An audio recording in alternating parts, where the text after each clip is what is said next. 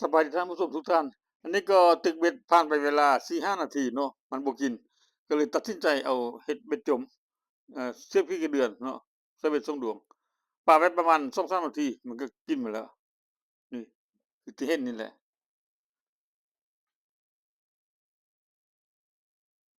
บ่ใหญ่ปานใดแต่ก็บ่น้อยเนาะปลาตัวนี้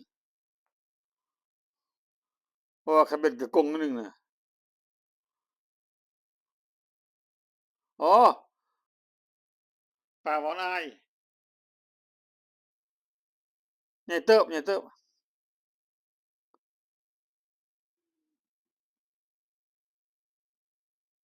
ว่าคิดว่าอยู่ในกฎเกณฑ์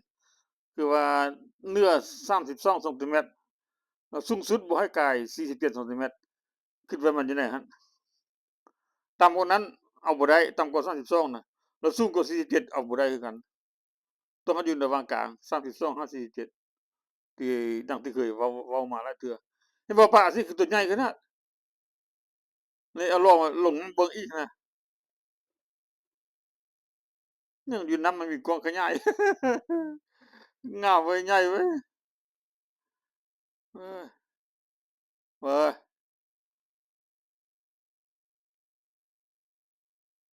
ไปเอาไม้แม็ดมาแทกมันนี่ลืมเอาไม้แม็ดมาไม้แม็ดที่มันหลุดมานี่คือตัวใหม่นี่ตัวนี้ใหญ่เด้อตัวนี้เด้อมันดึงขึ้นมาบ่ธรรมดานะนึกว่ามันปลาอันกระดูกอ่อนมันดึงขึ้นมาคือเบาลงบ่โอ้ยมันปลาหวานอ้ายคือเก่า ตัวที่2ของมื้อนี้นี่เพราะว่าตึกมื้อนี้มันอากาศมันบ่ร้อนปานใดนะแปลว่าอยู่ใน15 15-16องศาเซลเซียสเนาะฟ้าก็ยังมืดแด่คนบ่มาธรรมดามันคนหลายขนาดอยู่บนนี้น่ะลางเทื่อพอโรงเรียนเขามาเป็นสาวน่ะเขามาตึกน่ะแบบว่ามันทางโรงเรียนนั่นน่ะเฮ็ดให้เอาคันเบ็ดให้เอาเบ็ดให้แล้วก็มาตึกฝึกซ้อมไว้นะอืมแต่ว่าใดแล้วเขาปล่อยพวกนี้น่ะเขาบ่เอาปลา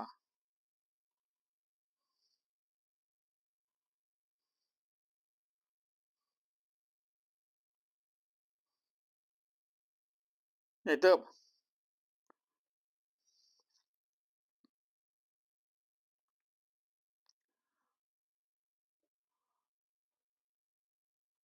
มิดจิลีน่ะมันบ่มีคนน่ะ ธรรมดามันคนอ้อมข้างอ้อมแอวบ่อึดเทื่อละ2เทื่อละ3แหละอ้อมอยู่นี่นะส่วนมากเขาแกล้งเลื่อมพวกฝรั่งน่ะเขาบ่ตึกจมอ้อ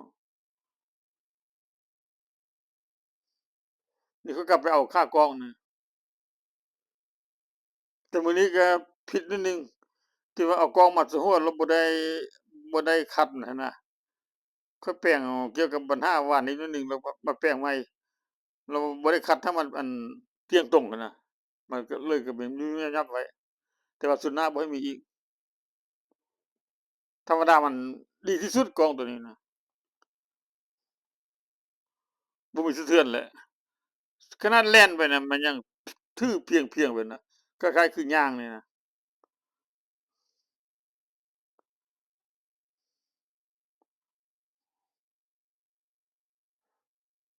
แม่งไม้ได้เนาะถ้าว่าแม่งพวกนี้ขึ้นนั่นน่ะแปลว่าปลามันจะหากินตามหน้าน้ำปลาขาวตัวแป่ๆน่ะ Golden Fish น่ะหรือว่า Golden Eyes เขาเอิ้นเนาะมันหากินตามหน้าน้ำแปลว่าแกล้งเลื่อมแม่งไม้อิหยังก็แม่งไม้แม่งเป็นฮุบแม่งไม้แม่งเม่าแม่งจิรอดจิน่ายน่ะแกล้งคันเบ็ดยาวๆอะนะแกล้งไปแบบมันสิดีสุดในปลาตัวเมื่อกี้นะเพราะมันแทกมึงแล้วมันได้อันน่ะ50เซนติเมตร อ้อมันมันใหญ่โพดหรือว่ามันยาวโพดเนี่ย20นิ้วตัวได้ปล่อยแต่ถือตามกฎเกณฑ์เนาะไก่น้อยหนึ่งก็บ่ได้ไก่1/4ก็บ่ได้1/4ของนิ้วน่ะก็บ่ได้หรือว่า2-3มิลลิเมตรก็บ่ได้ต้องพอดีหรือว่าต่ำกว่านั้นเนาะบ่มันได้ใจขนาดว่าอือพื้อขิงพื้อทั้งหมดเปิดขี้ออกหมดนั่นน่ะไปแล้วไปเบิ่งแล้วหลังจากนั้นค่อยก็มา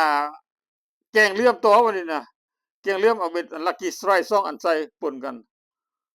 มาเกาะกันนั่นน่ะก็ต้องเฮาเฮ็ดได้แต่ว่าเบ็ดบ่กาย3ดวงอยู่ในเหลื่อมตัวนั้นน่ะเบ็ด2ตัวนี้มันมี4ดวงเอาออกอันหนึ่งให้มันอย่าง3เวลาเอาอยู่ในกุดเข้าได้นี่2ท่อนน่ะนี่ก็ปลาว่านอ้ายเนาะก็ใหญ่เติบแล้วพอดีหมู่มาฮอดผู้ตึกเบ็ดนำกันนั่นแหละนึกว่ามันสิบ่มามันก็มาคือเก่ามามันก็เว้าว่าโอ๊ยปลาตัวน้อยๆได้ปล่อยๆเขาว่าโอ้ยมันปลาตัวนี้บ่รู้13นิ้วเขาก็มันว่าบ่ๆ12ก็ยังบ่ฮอดมันว่าแล้วมันเที่ยงเพิ่นแล้วมันทอดเกิบว่ามันเอาตีนไปแทกบ่นี่น่ะโอ้ยบักอันนี้เอาตีนไปแทกเขาว่าของ13เขาว่าก็บ่แม่นของข้อยหลังจากมันแทกเกิบแล้วค่อยเอาอันนั้นมันแทกพอดี13อันนิ้วเนาะบ่เผ็ดนั่นเด้เอาเท่านั้นเนาะเอาก็หน้าพบกันใหม่ขอบใจหลายๆที่ติดตามรับชมวันนี้ก็มีสิ่งเล็กๆน้อยๆที่นำมาฝากพวกท่านถ้าคนใดสนใจอยากได้จอกเนาะมี3ประเภทเนาะก็สามารถสั่งซื้อได้ตามเฟซบุ๊ก Tastue Design เนาะเอาเท่านั้นเนาะขอบใจหลายๆโอกาสหน้าพบกันใหม่บ๊ายบาย